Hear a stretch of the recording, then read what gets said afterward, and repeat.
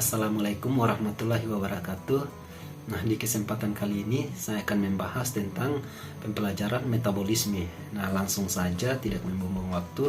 Nah, apa perlu teman-teman atau perlu kita ketahui bahwa apa itu sih metabolisme, atau perlu kita pahami dulu kata metabolisme itu. Nah, metabolisme adalah suatu proses pembentukan atau penguraian zat di dalam sel yang disertai dengan adanya perubahan energi. Nah, kemudian di slide berikut, ini terdapat metabolisme yang dibagi menjadi dua bagian, yaitu anabolisme dan katabolisme. Nah, dalam anabolisme ini terjadi suatu proses pembentukan, dan katabolisme ini terjadi suatu proses penguraian. Nah, dalam contoh anabolisme atau proses pembentukan ini, contoh yang pertama itu fotosintesis, kemudian kemosintesis, kemudian sintesis lemak dan sintesis protein. Nah, kemudian pada proses penguraian ini terdapat respirasi sel dan fermentasi. Nah, langsung saja di slide berikut. Nah, proses anabolisme biasanya banyak membutuhkan energi sehingga reaksinya dapat berlangsung cepat dan efisien. Nah, reaksi yang memerlukan energi dalam bentuk panas disebut reaksi endergonik atau reaksi endoter. Kemudian sebaliknya, pada proses katabolisme banyak energi yang dibebaskan ke lingkungan berupa energi panas. Suatu reaksi di mana terjadi pelepasan energi yang disebut reaksi energonik atau reaksi endoter. Nah, proses metabolisme memerlukan enzim.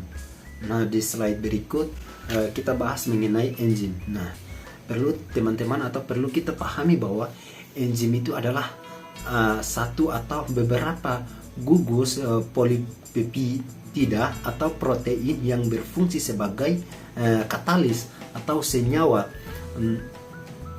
yang mempercepat proses reaksi tanpa habis bereaksi. Nah, dalam suatu reaksi kimia, enzim juga bekerja dengan cara menempel pada permukaan molekul zat-zat yang bereaksi, dan dengan demikian mempercepat proses reaksi. Nah, kemudian percepatan terjadi karena enzim menurunkan energi pengaktifan yang dengan sendirinya akan mempermudahkan terjadinya reaksi. Nah, kemudian sebagai besar enzim bekerja secara khas, yang artinya setiap jenis enzim hanya dapat bekerja pada satu macam senyawa atau reaksi kimia. Jadi seperti itu ya teman-teman mengenai enzim. Langsung saja di slide berikut. Nah, kemudian adapun struktur dalam enzim. Nah, struktur tersebut dibagi menjadi dua, yaitu protein dan bukan protein atau gugus proteitik. Nah, bisa teman-teman lihat pada slide-nya ada terdapat gambarnya ya teman-teman, yang di struktur enzim. Kemudian ada juga di gugus protein, dibagi lagi menjadi berupa vitamin atau KO enzim dan logam KO faktor. Bisa teman-teman lihat pada slide-nya. Kemudian di slide berikut terdapat sifat-sifat enzim. Nah, perlu ke teman-teman atau perlu kita pahami bahwa sifat-sifat enzim itu seperti apa. Nah, yang pertama itu enzim adalah protein. Kemudian yang kedua itu enzim bekerja secara spesifik atau khusus.